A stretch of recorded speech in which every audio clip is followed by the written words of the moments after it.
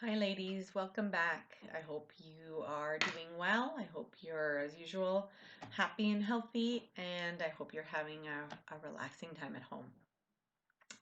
Okay, so today we're going to do page 38 on Unit 5. Okay, it's a reading activity. So here you have some questions. Okay, it says answer these questions about national customs to do with food. Okay, what customs are there in your country associated with food? Okay, are there any foods associated with certain festivals? And make a list of any unusual festivals that involve food in your country or abroad. So I think here in Lugo, thinking about the festivals that we have here in Lugo, I think we can say that for San Froilan, um, the food that is associated is octopus, right? It's not necessarily a food festival, but it is very related to San Froilan, and everybody knows that octopus is going to be part of it. Um, I was looking at my hometown, my country, more or less. And I was looking at some interesting festivals, but they're not like the Spanish festivals I find here. Um, Especially when you read this article, you're going to see about food for sport. And number two, I think many people know about this festival here. I've only heard of La Tomatina, and in another place in Spain, there's a festival where they throw flour at each other. Yes, so the Tomatina is one, and then there's one that happens in Alicante where they throw flour at each other. You know, the white ingredient that you need to make bread. Um, so here's a photograph of somebody who was involved in this festival um, in Alicante, in Ibi. And yeah, and so people have a lot of flour and eggs, and they are going to have a battle. And this started about 200 years ago um, on Dia de los Inocentes, right? Which I think is in December in Spain. I'm not sure. Um, but anyway, you can see that people have a very good time and they're wearing very good suits. So it's interesting. If you're interested, you can look and find some more information about that. Um, but I was trying to see if in Canada there were anything, um, if there were any interesting festivals like this, and there aren't.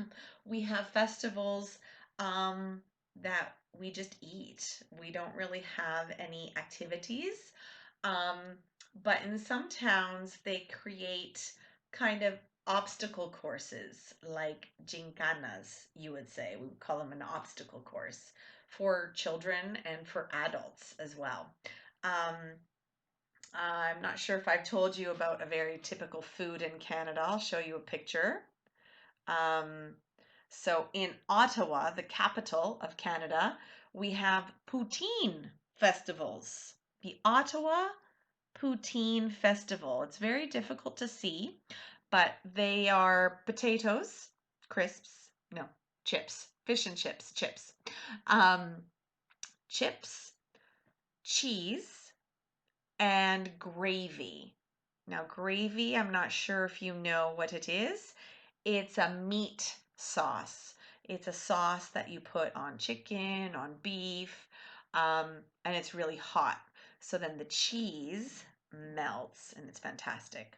I'll send you a recipe and you can try it. Something else that's very typical, um, and this is near my hometown, is a butter tart festival. I'll show you a picture of this as well. This is a butter tart. It's a dessert. It's very sweet. It's fantastic with coffee. And there's a festival where there are competitions and people make um, butter tarts and they vote on the best one. So I'll send you a recipe of that as well. Now you have time, so maybe you want to try and make some butter tarts. I've never made one. Maybe I will try as well. Then we can take pictures and show each other. Maybe. Okay. Or better, you can make a very typical Spanish food or Spanish dessert, and you can write out the ingredients using relative clauses, right? And tell me about the dessert. Um, Bread, which is made of flour, for example. That's a very easy example, but you have that possibility. So what I want you to do then is page 38. Okay, read it and answer the questions 1 to 3 and look at C as well. Which do you think is the strangest festival? So you can write out those answers and you can send them to me. Now, also on page 39, now you don't have to do the top part of the writing, but at the bottom of the page, the Trinity takeaway, it says, the examiner, which customs from your country might be difficult for people from another country? Okay, so here you have timetables might be a problem because people start work and school very early in the morning at 7 a.m. usually. So think about other customs as well that you think would be difficult for other people. I'm going to send you pictures of what we're going to do next so you can prepare for it. Um, and it could be related to a custom that is in Spain. Now, this activity specifically, or this article, is talking about hunting, which is an activity that is a custom in Spain, or especially here in Galicia. Um, And you can also think about hunting as a custom.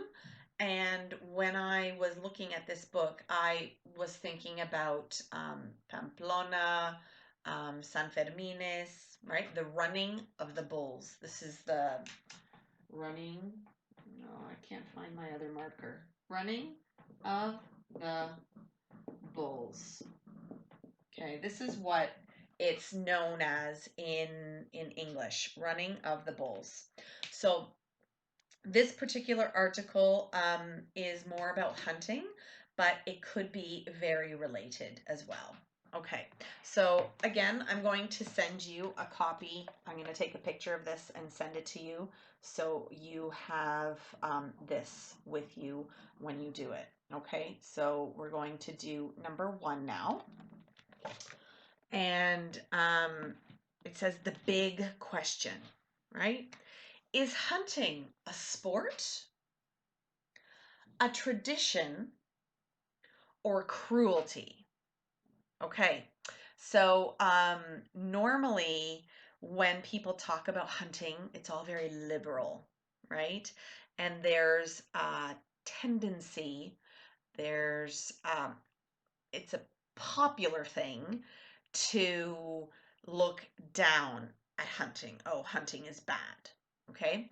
Um, Now, I don't know what your ideas about hunting are. I don't know what your ideas about San Fermines are. And it's okay to have the opinion that you have. But it's the idea. Is it sport? Is it tradition? or cruelty.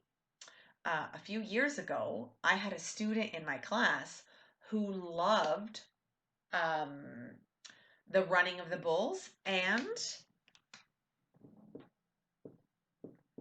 bullfighting, the other tradition here in Spain, right? Bullfighting.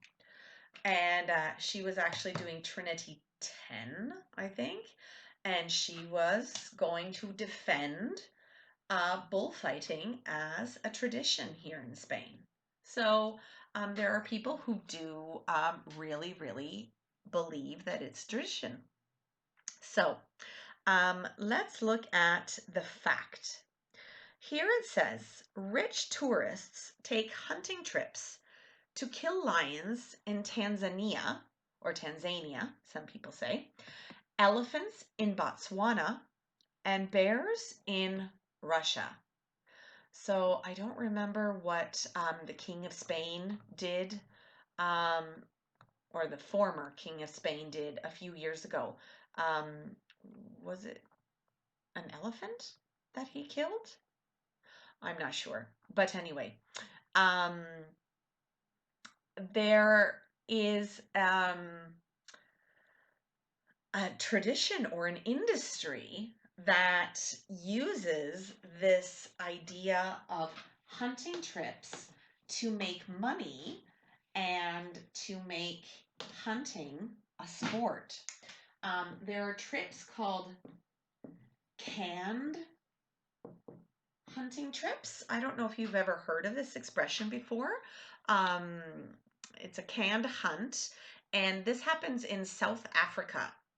And people will pay 20,000 pounds to kill a lion. There are places where lions are used specifically for that. And um, they breed baby lions so that these lions, the purpose for these lions is to be used in these canned hunts. Um, and they are, of course, in a small area, so it's easier to kill them. I had never heard of this before. I think it's absolutely horrible, but there you have it. So there you have a picture of a hunting trip in South Africa, okay, with the lion or the lioness, right? A female lion is called a lioness. Here you have a seal hunting trip um, in Canada. In the north of Canada, there is a really big seal hunt. I hate it, um, but it's very common. And there are many protests about this every year.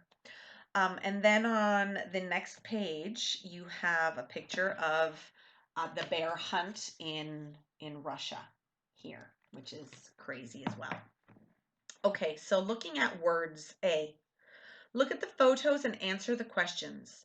What animals are being hunted in the photos? And who are the hunters? So we talked about the animals, right? Who are the hunters? Who do you think these people are? Right? Um, I don't know. You could have your own ideas about who these people are. So, um, it could just be people who love hunting, people who may consider this a tradition. Anyway, you have your opinions, and I have mine. I don't want to say anything just in case. 2. Which wild creatures are hunted for sport? Choose from the list. You have bears, deer, wolves, seals, foxes, elephants, and ducks. So take a moment and think which ones would be hunted for sport, S, and which would be hunted for food, F. Okay, so Bears, sport. Deer, could be both. Okay, sport and food. Wolves, sport. Seals, generally sport, but like I said, in the north of Canada, I believe there are some indigenous people, the population there, that will actually eat seal meat. There's not a lot of seal meat, but they will. The same with whales. They will eat whale. Foxes, sport. Elephants, sport. And ducks, both. It could be both. And apparently, bears in some places, people will eat bear. Um, I don't know. I would just tend to think of it more as a sport, but apparently it is quite popular as well. So, why are these and other wild animals hunted? Okay, because they are dangerous, because there are too many of them, for sport, because people are cruel, for their fur, or for other reasons. Okay, so you can write out the answers to that and you can send me your answers and I will correct them for you. And you also have questions in Activity C. Discuss these questions. Is hunting a national custom in your country? What wild animals are usually hunted? Why do people go hunting? Are there any organizations which are against hunting? What is your personal opinion about hunting and people who hunt? Okay? So I'm curious to know your opinion about that. Okay, so we're not going to do the next activity because the next activity is about reported speech and you don't really need reported speech for this part of the exam. So I think we're going to skip it and just focus on the articles. Okay. Um, in the ideas, right? Ideas down here. The following sentences are from the reading text on the opposite page. Read them and answer the questions. Okay, so you have a unique opportunity to shoot a huge brown bear, the dream of every real sportsman. One of the special pleasures of this hunt is the opportunity to watch bears as they wake up and start roaming around, walking around. We can't guarantee a kill, but you would be very unlucky to miss out. So then you have the options, okay? A, B, and C. Would you agree that killing a bear was the dream of every possible sportsman, every real sportsman? I'm sorry. Is it possible to enjoy watching bears wake up and start roaming around if you then intend to shoot them? And does the third sentence mean that it is rare or common to succeed in shooting a bear? So rare, uncommon, or common to succeed in shooting a bear. Okay, so then we'll go on to page 59, the next page, and you have the reading, okay? Before you read part 1, match the words in bold with these definitions. Okay, so it's where you have the bear article, right? You have words that are darker, right? You have volcanoes, glaciers, and hot springs. Okay, so hot water coming out of the ground, hot spring. A mass of ice that moves slowly, glaciers. And a mountain that throws out hot gas and rocks, a volcano. Okay, So then you have read the two texts quickly, which is an article in an environmental magazine, an advertisement for hunting trips, and an email from someone who has been on a hunting tour. So an article, number one, an advertisement, number one, and an email, number two. Good. So, okay, yeah. In activity, activity B. Oh no, we did that. Sorry, I was unfocused for a moment. Activity C. Explain in your own words these expressions from part one. Okay, an untamed place. Weighs up to 600 kilos. Spotted and then stalked. Spotted and stalked. Maybe that helped you or not. Answer the questions about these phrases from part two. Okay. We're going to skip that. Okay. So don't worry about D.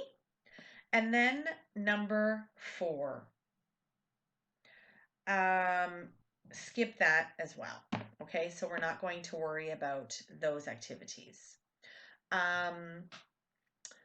What I would like you to do, obviously, we talked about C, right? And do these activities that we said before. And also think about bullfighting and the running of the bulls, which is a national custom here in Spain. Um, and I would like you to take a position for or against. Describe the custom and yeah, defend it or not. Okay, so those are the two things that I'd like you to do. I'm going to send you this information and I'm going to hopefully be able to do some speaking with you. I know the Trinity exam is a speaking exam. Um, it's very difficult for me to do Skype or online classes with Zoom because my daughter is normally here with me. So it's very difficult for me to do that. But if we can organize a time and a day to do some speaking practice, then that's fantastic. Okay, so I will send you an email and see what you think about that. Okay, so I hope you have a very good weekend, ladies, and we'll talk to you soon. Okay, bye.